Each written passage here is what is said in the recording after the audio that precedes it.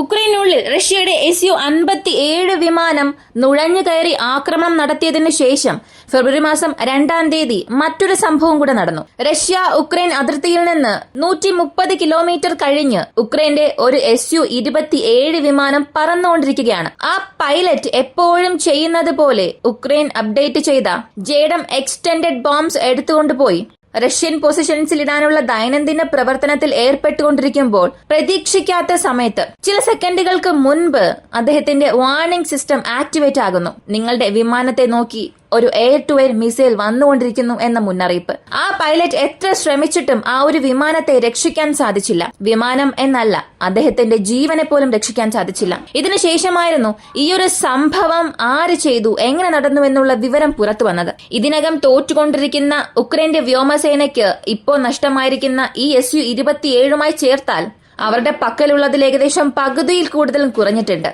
ഇതിനെക്കുറിച്ച് ഈ വീഡിയോയിലൂടെ വിശദമായി അറിയാം.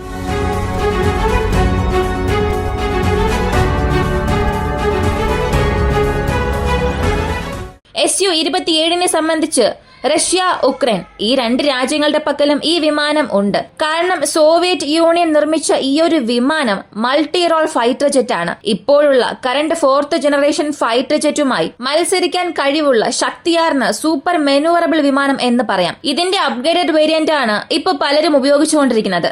അതായത് റഷ്യയുടെ പക്കൽ നിന്നും ആയുധങ്ങൾ വാങ്ങിയവർ ഉപയോഗിക്കുന്നത്. Su-30 എന്ന പേരിലും Su-35 എന്ന പേരിലും ഉപയോഗിക്കുന്നു. എന്തിന് നമ്മുടെ ഇന്ത്യ ഉപയോഗിക്കുന്ന Su-30ന്റെ ഒരു പൂർവികൻ എന്ന് വേണമെങ്കിൽ Su-27 പറയാം. ഇങ്ങനെയുള്ള ഈ വിമാനം റഷ്യ ഉക്രൈൻ യുദ്ധം ആരംഭിക്കുന്നതിന് മുൻപ് ഉക്രൈന്റെ പക്കൽ 30-ലധികം ഉണ്ടായിരുന്നു. എന്നാൽ റഷ്യ ഉക്രൈൻ യുദ്ധം ആരംഭിച്ചതിന് ശേഷം അവരുടെ പക്കൽ ഇത്ര വിമാനങ്ങളാണ് ഉള്ളത് എന്ന് പുറത്ത് കൃത്യമായി കണക്ക് പറഞ്ഞിട്ടില്ല.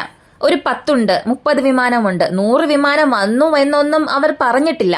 അങ്ങനെ പറയാൻ കഴിയാത്തത്ര രീതിയിൽ വിദേശ രാജ്യങ്ങളിൽ നിന്ന് അവർ ഉപയോഗിച്ച് വിരമിച്ച Su-27 വിമാനങ്ങളെ ഉക്രൈന് വേണ്ടി അയച്ചു കൊടുത്തു. എങ്ങനെ നോക്കിയാലും ഉക്രൈന്റെ പക്കലുണ്ടായിരുന്ന 30 വിമാനങ്ങളെ തന്നെ കണക്കിലെടുത്ത് നോക്കിയാൽ ഇപ്പോൾ വരെയും റഷ്യയുടെ എയർ ടു എയർ സ്ട്രൈക്കിലും റഷ്യയുടെ പ്രിസിഷൻ അറ്റാക്കിലും എയർബേസിൽ നിർത്തിവെച്ചിരുന്ന വിമാനങ്ങളെ നശിപ്പിച്ചതിലും ഇങ്ങനെ നോക്കിയാൽ ഏകദേശം 9 വിമാനങ്ങൾ വരെയും ഉക്രൈൻ നഷ്ടമായിട്ടുണ്ട്. ഇപ്പോൾ അടുത്തിടെ, അതായത് ഫെബ്രുവരി മാസം 2-ാം തീയതി സംഭവിച്ചത് Ukraine Russia active front line അതല്ല പറയുന്നത്.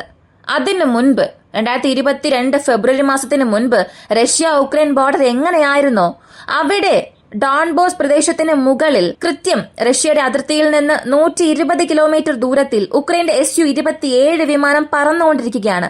ഈ വിമാനത്തെ പറത്തിയത് ഉക്രൈന്റെ പൈലറ്റായ ഇവാനോ ബിലോറ്റോ. ഇദ്ദേഹം ഈ വിമാനം ഓടിച്ചുകൊണ്ടിരിക്കുമ്പോൾ ആ വിമാനം റഷ്യൻ പൊസിഷൻസിൽ അറ്റാക്ക് നടത്താനായി ടാർഗറ്റ് സോണിനെ നോക്കി വന്നുകൊണ്ടിരിക്കുമ്പോൾ പെട്ടെന്ന്, അതായത് അവസാന ഘട്ടത്തിൽ ഈ വിമാനത്തിന്റെ വാർണിംഗ് സിസ്റ്റം ആക്ടിവേറ്റ് ആകുന്നു. സാധാരണ ഒരു വാർണിംഗ് സിസ്റ്റം എങ്ങനെ ആക്ടിവേറ്റ് ആകുമെന്ന് ചോദിച്ചാൽ, നിങ്ങളുടെ വിമാനത്തിനടുത്ത് ശത്രുക്കൾ ഒരു ടാർഗറ്റ് ലോക്ക് ചെയ്തു, അല്ലെങ്കിൽ ശത്രുക്കൾ നിങ്ങളുടെ വിമാനത്തെ നോക്കി എയർ ടു എയർ മിസൈലോ മറ്റേതെങ്കിലും രീതിയിലുള്ള മിസൈൽസോ അയച്ചിട്ടുണ്ടെങ്കിൽ അപ്പോ ഈ വാർണിംഗ് സിസ്റ്റം ആക്ടിവേറ്റ് ആകും. എന്നാൽ വളരെ കുറവ് റിയാക്ഷൻ ടൈം മാത്രമേ ഇവിടെ കിട്ടിയുള്ളൂ. ഇവിടെ മിനിറ്റുകളൊന്നും അല്ല കിട്ടിയത്, സെക്കൻഡ്സ് മാത്രമേ ഉണ്ടായിരുന്നുള്ളൂ. ഈ കുറഞ്ഞ സമയത്തിനുള്ളിൽ പൈലറ്റിന് മെനുവർ ചെയ്യിപ്പിക്കാനോ വിമാനത്തെ സംരക്ഷിക്കാനുള്ള പ്രവർത്തനങ്ങൾ നടത്താനോ സാധിച്ചില്ല. അതിന്റെ ഫലമായി പൈലറ്റും ആ വിമാനവും നശിക്കുന്നു. ഇത് ഉക്രൈന്റെ എയർഫോഴ്സ് തന്നെ ഒഫീഷ്യലായി അവരുടെ വാർത്തയിൽ കൺഫേം ചെയ്തു. എന്നാൽ ഇവിടെ എല്ലാവർക്കും ഒരു ചോദ്യം വരാം. അപ്പോ റഡാറിൽ ആ വിമാനം ദൃശ്യമായില്ല.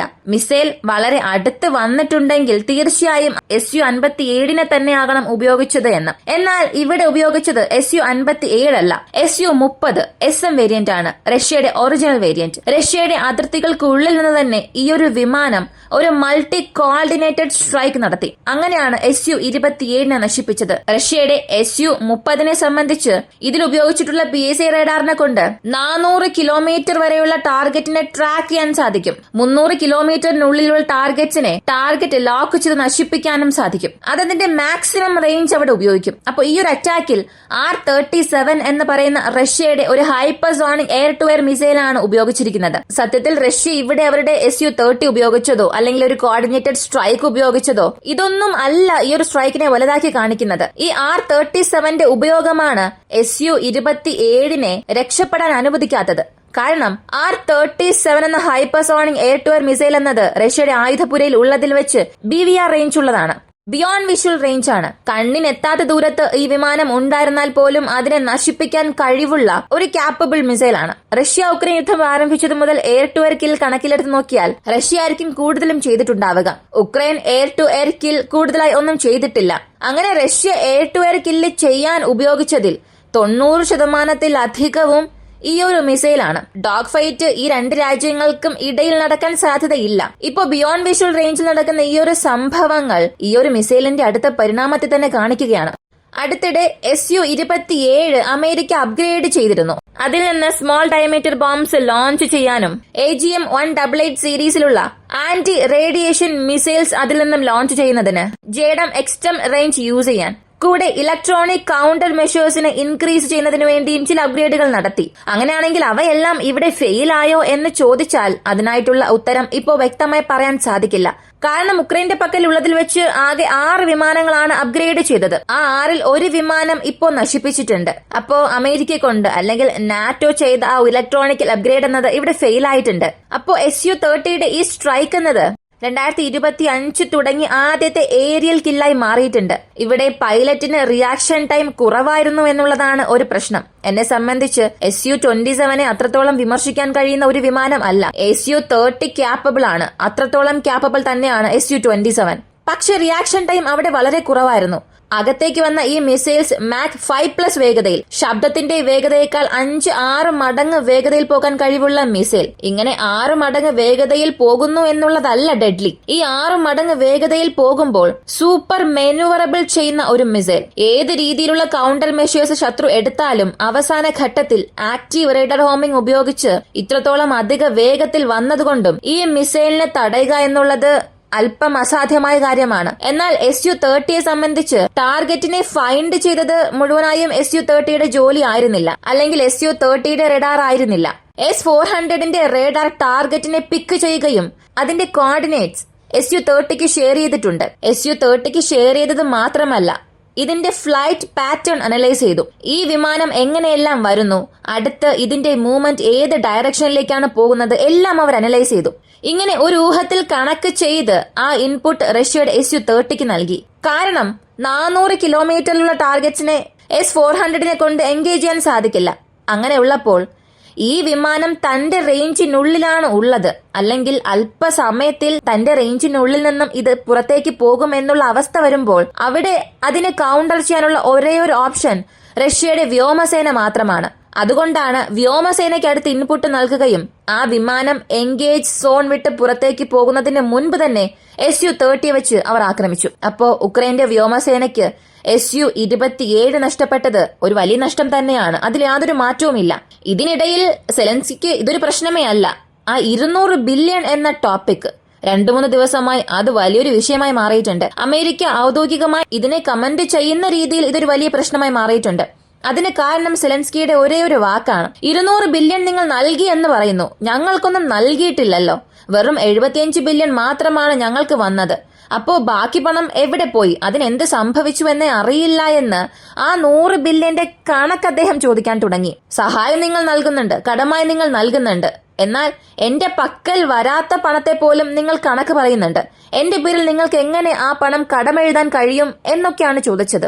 ഇതിന് റഷ്യയുടെ ടാസ്ക് ഒരു ആർട്ടിക്കിൾ പുറത്തുവിട്ടു. എത്രയും പെട്ടെന്ന് നാറ്റോ സെലൻസ്കിയെ അപകീർത്തിപ്പെടുത്തും. ഞങ്ങൾ നൽകിയ 2-3 ബില്യൺസ് അയാളുടെ പേഴ്സണൽ ഉപയോഗത്തിന് മാത്രം ഉപയോഗിച്ചു. അമേരിക്കൻ ടാക്സ് ബയേഴ്സിന്റെ മണി അയാൾ എങ്ങനെയെല്ലാം മിസ്യൂസ് ചെയ്തു എന്നുള്ളത് എത്രയും പെട്ടെന്ന് നാറ്റോയും CIAയും ചേർന്ന് ഒരു വാർത്തയായി പുറത്തുവിടും. ഇത് അവസാനിക്കാൻ പോകുന്നത് ഉക്രൈൻ പ്രസിഡന്റ് തന്റെ ഭരണത്തിൽ നിന്നും താഴേക്കിറങ്ങുന്നതിലൂടെ ഇത് അവസാനിക്കും. ജനങ്ങൾ അയാളെ മുഴുവനായും ആ സ്ഥാനത്തിൽ നിന്നും താഴെ ഇറക്കും. ഉക്രൈനിലേക്ക് വരുന്ന സഹായമെല്ലാം ഇയാൾ മിസ്യൂസ് ചെയ്തു എന്നുള്ള ഒരു വലിയ കുറ്റാരോപണം നടത്തി തീർച്ചയായും സെലൻസ്കിയെ അയാളുടെ രാഷ്ട്രീയത്തിൽ നിന്നും പുറത്താക്കാൻ ശ്രമിക്കുമെന്ന് റഷ്യയുടെ ഇന്റലിജൻസ് പറഞ്ഞ ഈ ഒരു വാർത്ത ടാസ്കിൽ ഒരു ആർട്ടിക്കിളായി പുറത്തു വന്നു. ഇത് നടക്കാൻ പോകുന്ന ഒരു കാര്യം തന്നെയാണ്. കാരണം ഇതിനകം തന്നെ ഉക്രൈന് വരാൻ പോകുന്ന സഹായം കട്ട് ചെയ്തിട്ടുണ്ട്.